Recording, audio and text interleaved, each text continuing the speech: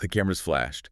The crowd completely froze. Oh, literally frozen their tracks. Right. And just like that, stepping out hand in hand into the warm California sun, Hollywood had a brand new obsession. It was everywhere. Taylor Swift and Travis Kelce finally giving the world its very first glimpse of them as husband and wife. But you know, the fascinating story isn't just that photo. Welcome to Starscope Report. Join us as we uncover Hollywood drama, music industry shakeups, and viral influencer scandals. From red carpet surprises to social media controversies, we dive deep into the stories behind the fame. And today's deep dive is, well, it's a massive one. We are unpacking an absolute mountain of sources today. Yeah, we've got celebrity reporting, municipal event permits, cultural commentary, and when you cross-reference all of it, you realize this wasn't just a wedding. No, definitely not. It was a $50 million merger of American pop culture. I mean, complete with decoy private jets, citywide infrastructure lockdowns, and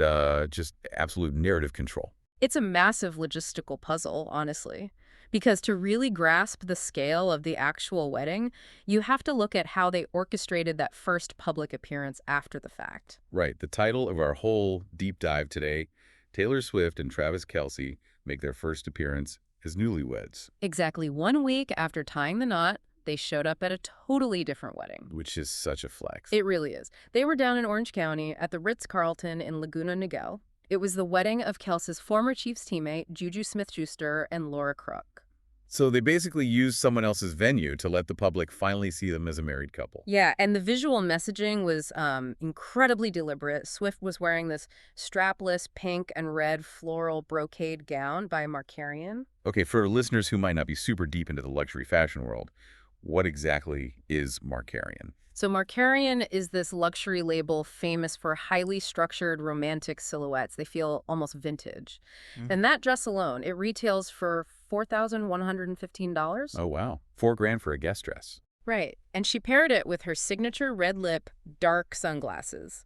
Helch was right beside her in a very sharp, tailored charcoal gray suit.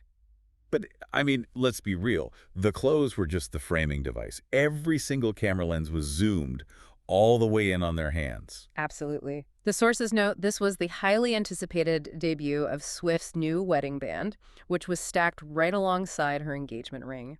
And we have to talk about that engagement ring because it tells a whole story on its own. It really does. It's a custom piece from Artifacts Fine Jewelry. The centerpiece is an elongated cushion, old mine, brilliant cut diamond. Wait, I want to pause on that term because old mine cut sounds very specific. Why would someone choose that over just a standard modern diamond? Oh, an old mine cut is historically super significant. So before lasers and computers existed to cut diamonds into mathematically perfect, blindingly bright facets, they were cut by hand. Like literally hand chiseled. Basically, yeah. They have a totally different geometry, like a higher crown and a deeper pavilion. They were designed to sparkle softly under candlelight, rather than throwing off that aggressive, sharp light you get with modern diamonds. That's actually beautiful. Yeah, and it's set in a yellow gold band with intricate filigree engravings, so it leans heavily into this vintage heirloom aesthetic.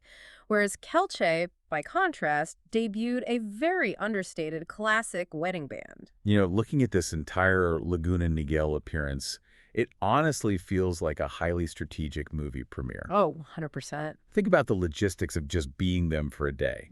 If you try to debut your wedding rings on a random Tuesday in New York or LA, you're going to get swarmed by paparazzi in a totally uncontrollable environment. It would be chaos. Right. So instead, they used a friend's wedding at a beautiful, highly secure California resort to issue this perfectly styled unofficial press release of their new married status. But here's the thing. That strategy only works if you successfully hide the actual wedding. Exactly. If you're debuting your rings a week later, it implies a complete information blackout at the main event, which in 2026 feels almost impossible. It really does, but wait till you hear what came next, because how they pulled off that blackout is insane. If you're loving these Hollywood twists, make sure you're subscribed. We've got even crazier details ahead. So, to understand how they achieved this blackout, we have to rewind exactly 1 week to July 3, 2026. Right. The venue wasn't some secluded island or a private estate. It was Madison Square Garden, right in the pulsating center of New York City. Just Casually renting out MSG. Casual, right. The estimated cost for the festivities is reported to be between $20 million and $50 million. Up to $50 million. That is, I can't even wrap my head around that number. And keeping an event of that magnitude a secret, that requires literal military-grade logistics. You're dealing with thousands of venue staff, caterers, security, and the guests themselves. So how do they stop the leaks? Sweeping non-disclosure agreements for everyone, confiscating all phones into those sealed yonder pouches. They basically transformed a public arena into a fortress. $50 million fortress. And it all kicked off the night before, right? On July 2 with the rehearsal dinner. Yep, the rehearsal dinner. I have to stop here, though, because I was reading the sources, and a lot of the media outlets describe this rehearsal dinner as intimate. Yeah, that word gets thrown around a lot. But they had 100 guests at the Infosys Theater at MSG. When your total budget is hovering around $50 million, how does a 100-person dinner inside a massive entertainment complex feel personal in any way? Well, I mean, intimate is definitely a flexible concept when you're operating at this echelon of fame, you know. Fair point. But if you look at the mechanics of the evening, they used highly tactile, personalized details to sort of artificially shrink the space. Like the catering was handled by Sartiano's, which is a super high-end Italian-American restaurant. Okay, good food always helps. Right, but the actual grounding element was the guest favors. Every single one of those 100 attendees walked away with a heavy black velvet box etched with intertwined initials, TNT. TNT. Cute. What was inside? Inside, there were diamond-adorned champagne flutes. Wait, actual diamonds on the glasses? Yes, presented alongside a frayed fabric print of their engagement photo. Okay, the frayed fabric is such a specific touch. It's supposed to feel like a cherished family heirloom, something you'd find in an old scrapbook. Exactly. But then it's carefully juxtaposed against the cold industrial reality of diamond champagne flutes inside Madison Square Garden. Yeah, they were deliberately injecting these emotional, tactile touches into a venue that is normally reserved for, like, rock concerts and professional basketball games. They're trying to bridge the gap between being global icons and just being two people having a wedding dinner with their friends. And that contrast just exploded on the actual wedding day, July 3. Oh, completely. You've got 1,000 guests arriving at the venue. They took the entire arena floor of Madison Square Garden, like where the Knicks play, where Billy Joel performs, and they completely transformed it into a white-seated forest. An overwhelming display of floral architecture. Just pure luxury. Yeah. But then you look at who is actually standing at the altar to officiate the ceremony. This is my favorite part. It's Adam Sandler. I know. It is a brilliant encapsulation of their brand identity. You construct this towering multi-million-dollar spectacle, right? The absolute pinnacle of exclusivity. Right. But the person holding the microphone, leading the most important moment of their lives, is a beloved, casually dressed comedian who is just a longtime friend of the couple. It totally undercuts the pretension of the venue. Exactly. And they made several other deliberate choices to strip away those expected Hollywood traditions. I was really struck by the bridal party, actually. Leading up to the event, the media speculation was running wild. Everyone was taking bets on which global pop stars or NFL legends were going to be bridesmaids and groomsmen. Oh, the rumors were out of control.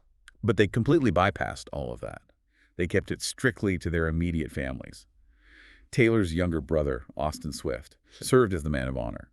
Jason Kelce stood in as the best man. And Jason and Kylie Kelce's daughters were the flower girls. Which is just adorable. It is a masterclass in controlling the narrative, honestly. By keeping the inner circle on the altar impossibly tight, they reinforce this image of family values and loyalty. Yeah, they exchanged 20-minute vows, reading them out of physical golden books. Highly traditional, highly emotional. But the moment they were pronounced husband and wife at 7:22 p.m., that private intimacy was instantly broadcast to the world. Hot pink billboards positioned outside Madison Square Garden instantly lit up with the message, Justin T. married. Boom. Instant global news. It's that constant whiplash, between the intensely private and the globally public. Yeah, but the ceremony was really just the appetizer. Oh, totally. Because when you step off that altar and transition into the reception, you are suddenly throwing a corporate gala for 1,000 of the most famous people on Earth. And the way they chose to cater that gala is honestly baffling. Baffling is the word. They brought in Zero Bond to handle the food. For some context for you listening, Zero Bond is an ultra-exclusive, invitation-only private members club in Manhattan. It is the definition of high society. Right, so they served a lavish buffet featuring pasta, sushi, and steak. But when it came time for dessert, there was no traditional towering six-tier wedding cake. Nope. Instead, they laid out a massive table loaded with Pop-Tarts. Pop-Tarts. And as the night went on, they brought in regular late-night pizzas and cheesesteaks. Plus, they completely eliminated VIP sections. Every single person in that room mingled together. The elimination of the VIP section is actually crucial. When you have a guest list of 1,000 people, ranging from billionaire executives to backup dancers, the natural instinct in Hollywood is to segregate the talent. Right, you put the A-listers behind a velvet rope. Exactly. But by removing those barriers, they democratized the space. They created a unified, almost summer camp environment for their wildly diverse guests. But the food choices, the Pop-Tarts, the cheesesteaks, they serve a very specific psychological function. I was trying to figure this out. Why, with $50 million to spend, do you serve Pop-Tarts to A-list celebrities? What's your theory? My read on it is that it's a defense mechanism. When your wedding costs more than the GDP of a small island nation, you are painfully aware of how out of touch you look. Sure. But if you lean heavily into nostalgic junk food, it softens the image. People have a harder time calling you an elitist snob if you're eating a strawberry Pop-Tart in a custom wedding dress. I mean, am I reading too much into their dessert menu? No, I don't think so at all. You're touching on a very real concept in modern celebrity branding. It's a deliberate signaling of relatability. Relatability, yeah. It tells their guests, and by extension the public, who will eventually read about it, that despite renting out the most famous arena in the world, they are fundamentally still the same everyday people who enjoy nostalgic American snacks. But of course, that illusion of normalcy completely shatters when you look at who is actually standing in line for those Pop-Tarts. Oh, 100%. Because you might be eating a slice of late-night pizza, but the entertainment playing in the background is literal music history. Yeah, you had Stevie Nicks getting up to perform, you had Ciara and Fergie. And then Paul McCartney takes the stage. Unreal. And he doesn't just sing any song, he performs the Beatles' I Want to Hold Your Hand. Our sources note that he hasn't performed that specific track live since 1964. Wait, really? Since 1964? Since 1964. Think about the gravity of that. Paul McCartney chose this specific room for these specific people to resurrect a piece of music history that has been dormant for over 60 years. It perfectly illustrates the kind of cultural collision you only witness at this specific intersection of fame. And the tone of the evening fluctuated wildly between historic reverence and just sheer absurdity. Absurdity is right. Alongside Paul McCartney, you had a speech by Lena Dunham. Oh my gosh, the speech. Yeah, she allegedly took the microphone and compared American professional football to straight guys reenacting gay porn. It is a wild, eclectic, almost fever dream mix of moments. And to add to that fever dream atmosphere, they turned the reception into a carnival. Like, they literally had games set up where guests could win raffle tickets. And we aren't talking about winning a giant stuffed bear. The prizes were high-end designer bags. And the grand prize, an actual vintage 1970s Chevrolet Chevelle. Just casually giving away a classic car at your wedding. As you do. Okay. But this is where we have to step back and look at the broader implications. When a historian in our sources, Elizabeth Vlasak, describes this event as a new Americana, or when cultural writers call it the merger of America's two state religions, pop music and professional football, they aren't exaggerating. No, they're spot on. This union consolidates massive cultural power. Looking at the sheer scale of this, the A-list celebrities, the athletes, the giveaways, the venue, this wasn't just a marriage. From a cultural standpoint, this was a highly successful corporate merger and acquisition. It's a great way to put it. You are merging two of the most rabid, economically powerful fan bases in existence, the Swifties and the NFL audience. Right, and that's not even the wildest part. Because if we treat this like a corporate mega merger, we have to look at the collateral damage. What happens to the public when two cultural royals decide to take over the geographic center of New York City? The backlash. Stay tuned and hit that subscribe button so you don't miss what's coming next. So getting back to it, that is exactly where the fairy tale narrative crashes hard into reality. Yeah, stepping outside the arena floor, the logistics of taking over Madison Square Garden are intense. We are talking about severe disruptions to the physical infrastructure of the city. It was a nightmare for locals. Streets surrounding the arena were completely blocked off to the public. Massive pop-up tents were erected on the sidewalks, just so that blacked-out SUVs could drive guests directly inside without a single paparazzi lens catching them. They even restricted pedestrian access to the subway lines at Penn Station, which sits directly beneath MSG. Think about your own daily commute, right? Now imagine your subway entrance is suddenly barricaded because a billionaire needs a sterile perimeter for their private vehicle. That's where this stops being just a fun pop culture story and becomes a genuine friction point in everyday civic life. And privatizing a public perimeter in the middle of Manhattan requires significant civic resources.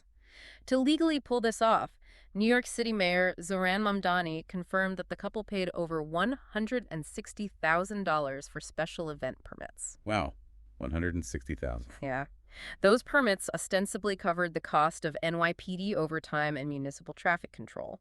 But simply paying the municipal invoice doesn't erase the human and societal friction generated by the event. And it's our job on the deep dive to look at all sides of the sources we have, impartially. We aren't taking sides here, but the backlash was real, and it came from multiple directions. Right, we just report what the sources are saying. According to the reporting, the police presence was a major point of contention. You had NYPD officers complaining about being pushed to work, ruling 24 to 30-hour shifts in extreme summer heat just to manage the security perimeter and hold back the crowds. We also saw sharp critiques from political commentators across the spectrum.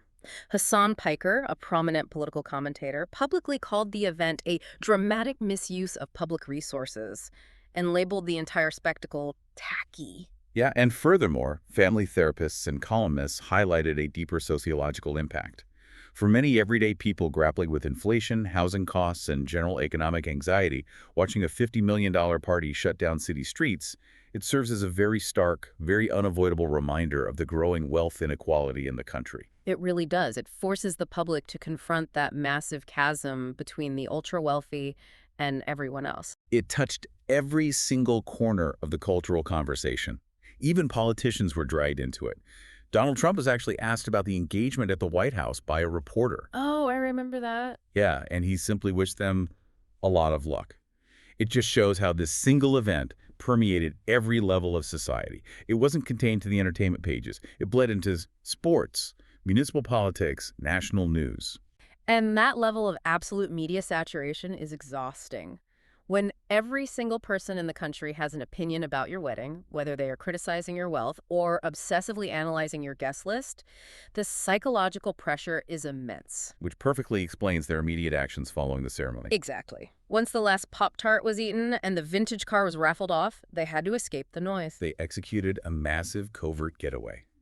While the internet was busy arguing over taxpayer dollars and wealth inequality, Swift and Kelce were vanishing. Like ghosts. The sources indicate they used decoy private jets to throw off the public.